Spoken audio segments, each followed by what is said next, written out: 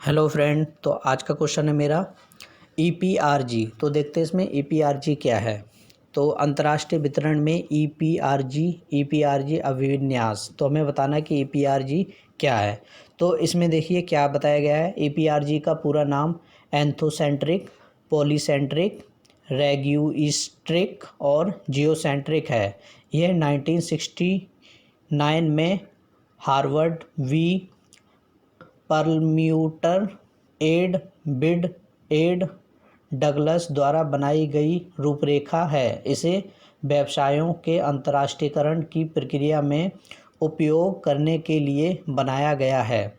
तो इसको किस लिए बनाया गया था? अंतर्राष्ट्रीय जो भी व्यवसाय है उसको बनाए रखने के लिए हमें इसको बनाया गया था। इसमें देखते और भी क्या है। इसके अंदर कोई एक कंपनी यह सोचती है कि घरेलू और अंतर्राष्ट्रीय विपणन में कोई तुलना नहीं है। मतलब जो भी आप तकनीक उपयोग कर रहे हैं घरेलू उपकरण में, वही तकनीक आप उपयोग कर सकते हैं अंतर्राष्ट्रीय विपणन में, तो भी आप सफल हो जाएंगे। इस प्रकार के विचारों को एंथोसेंट्रिक ओरिएंटेशन कहा जाता है, जो ईपीआरजी का एक भाग है। पॉलीसेंट्रिक, इसमें कहा गया है कि हर देश एक दूसरे देश से अलग होता है और जो भी देश है वहाँ की तकनीक भी अलग होती है। जो वहाँ के लोग हैं उन्हीं को लेकर आपको कार्य करना होगा। जियोसेंट्रिक में बता रहा है, इसके अंतर्गत पूरी दुनिया को एक बाजार के रूप में समझा जाता है। तो इसमें देखते हैं आप एक एक करके क्या होता है। पहला है पारंपरिक केंद्रीकरण। इसके अंदर जो फर्म है वह इसी प्रकार कार्य करती है जिस प्रकार वह घरेलू विपणन में कार्य करती है, उसी प्रकार वह अंतर्राष्ट्रीय में भी कार्य करती है। वह उन तकनीकों को अपनाती है जिन तकनीकों को वह घरेलू में अपनाती है। यह सोचती है कि जिस प्रकार हम घरेलू विपणन की प्रक्रिया अपना रहे हैं उसी प्रकार हम अंतर्राष्ट्रीय में भी अपनाएंगे तो हम अपने लक्ष्य में सफल होंगे। वह घरेलू कार्य को पहले ख़त्म करते हैं। जो सामान उनका बच जाता है घरेलू विपणन में, उनको वह अंतर्राष्ट्रीय में विक्रय करते हैं। इस प्रकार की समस्याओं को जो घरेलू देश होता है वह अंतर्राष्ट्रीय बाजार को नियंत्रित करती है। जो भी उत्पाद होता है उसको नियंत्रित करते हैं, उसका आदान प्रदान कराती है, उसको नियंत्रित करती है। समुद्र पार व्यापार को भी घरेलू कार्यालय ही नियंत्रित करता है। समुद्र पार व्यापार की देखभाल निर्यात विभाग ही करता है। इसके अंतर्गत आप जो भी नीति प्रक्रिया अपना रहे हैं वह ज़्यादातर घरेलू की ही मिलेगी, क्योंकि जो हमारी कंपनी है वह पारंपरिक केंद्रीकरण है। यह कंपनी विदेशी विपणन को भी घरेलू विपणन ही समझ रही है। कोई अंतर नहीं होता, उत्पाद भी एक जैसा होता है और मूल्य भी एक जैसा होता है और वितरण भी एक जैसा होता है और समुद्र पार सामान को बेचने के लिए इन्हें प्रशिक्षण भी घरेलू देश में ही दिया जाता है कि आप किस प्रकार सामान को बेचेंगे किसी समुद्र पार व्यापार में। अगला इसमें बहुकेंद्रीकरण निर्धारण। किस देश में किस प्रकार की प्रक्रियाओं को व्यवस्थित करना है, किस देश में किस प्रकार की व्यवस्था होनी चाहिए, उसी प्रकार की व्यवस्था की जाती है, उसी प्रकार के कार्य किए जाते हैं। क्योंकि हर देश एक जैसा नहीं होता, वहाँ के लोग अलग होते हैं, उनकी ज़रूरतें अलग होती हैं।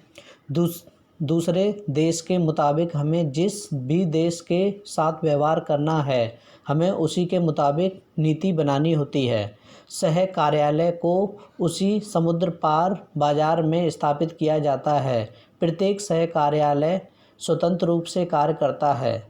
सभी के लिए उनके अपनी उद्देश्य और योजनाएं होती हैं। प्रत्येक देश के लिए उस क्षेत्र के उत्पाद मूल्य वितरण और विकास के आधार पर नीतियां स्वतंत्र रूप से कार्य करती हैं। यहाँ बाजार भी स्वतंत्र रूप से किया जाता है। अगला है इसमें क्षेत्रीय केंद्रित निर्धारण। इस चरण में संस्था उस क्षेत्र के सामान्य लक्षणों को देखती है, अर्थात जिन क्षेत्रों में एक समान परंपराएं होती हैं, यह उन्हीं के मुताबिक कार्य करता है। उदाहरण, यह किसी क्षेत्र में जहां लोग एक जैसा पहनाव होता है तो यह उसी जैसे क्षेत्र के मुताबिक कार्य करती हैं। तो इसमें देखा जाए, इसमें क्या होता है कि जिस भी जगह पर अगर मान लो एक जैसा पहनाव है, जैसे मान लो कोई देश है जहाँ पर सिर्फ साड़ियाँ पहनी जाती हैं, औरतें साड़ियाँ पहनती हैं, तो उसी के मुताबिक वो वातावरण ढूंढती हैं दूसरे देश का भी, और उसके अकॉर्डिंग ही कार्य करते हैं इसमें। तो इसमें इसी की बात की जा रही है। यदि भारत में महिलाएं साड़ी पहनती हैं तो यह उसी के मुताबिक जिस देश में या क्षेत्र में साड़ी पहनी जाती है उसी के मुताबिक कार्य करता है। इस चरण में उस क्षेत्र को एक बाजार की दृष्टि से देखकर कार्य किया जाता है। व्यवस्था कार्यवाही उसी क्षेत्र के मुताबिक मानकर की जाती है। इसमें एक समान क्षेत्रों को लिया जाता है जिनका एक जैसा व्यवहार होता है, एक जैसा पहनाव होता है, पहना लिया जाता है।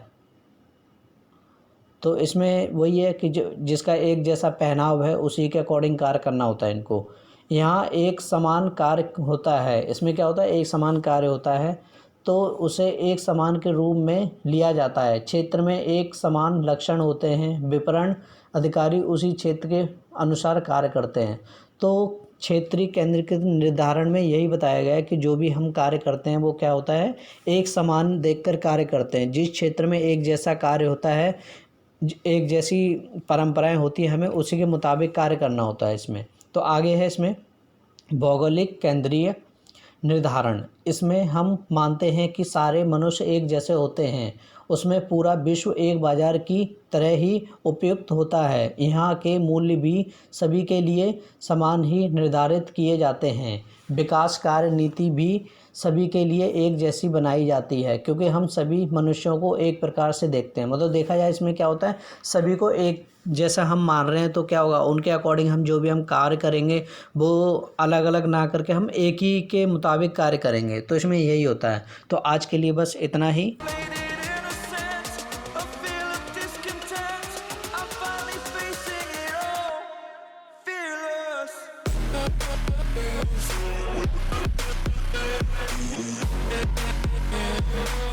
We'll be right back.